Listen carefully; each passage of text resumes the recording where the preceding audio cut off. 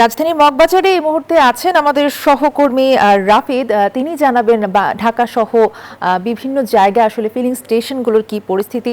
আর রাফিদ, আপনি মগবাজারে আছেন এবং ফিলিং স্টেশনগুলোতে আমরা জানি যে জ্বালানি তেলের সংকট দেখা যাচ্ছে এবং যানবাহনের দীর্ঘ চাপ লক্ষ্য করা যাচ্ছে। আজকে কি চিত্র দেখতে পাচ্ছেন?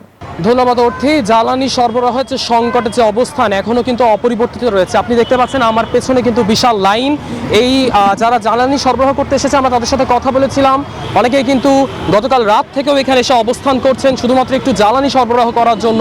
কারণ রাজধানীর বেশিরভাগ ফুয়েল স্টেশনেই কিন্তু আসলে জ্বালানি তেল না থাকায় কিন্তু তারা বেশ বিপাকের মধ্যে পড়েছেন এবং সে কারণেই যেসব তেল পাম্পগুলোতে মূলত জ্বালানি সরবরাহ করা হচ্ছে সেখানে কিন্তু আমরা এরকম বিশাল লাইন দেখতে পাচ্ছি।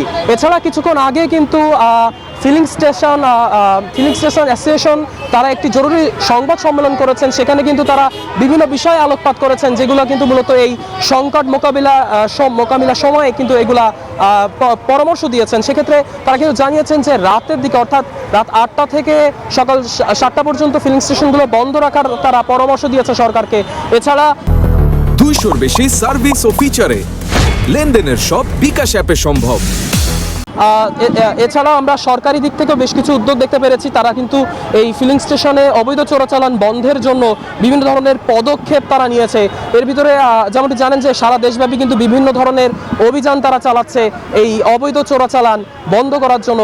এছাড়া তারা সরকারি থেকে আরেকটি আমরা বিজ্ঞপ্তি পেয়েছি যে অবৈধ চোরাচালান বন্ধে যদি কেউ এই অবৈধ চোরাচালানের সঠিক তথ্য যদি সেখানকার স্থানীয় প্রশাসনকে দিতে পারে তার জন্য 1 লক্ষ টাকা পুরস্কার পর্যন্ত ঘোষণা করা হয়েছে। এছাড়া আমরা আজকে সকালে দেখেছিলাম শিক্ষা মন্ত্রণালয় থেকেও কিন্তু শিক্ষামন্ত্রী কিন্তু একটি কথা বলেছে যে এই জ্বালানি সংকটকালীন মুহূর্তে কিন্তু আপনার পড়াশোনার ক্ষেত্রে কিন্তু দেখা যাচ্ছে যে অনলাইন অফলাইন ক্লাসের কথাও কিন্তু তারা চিন্তা করছে।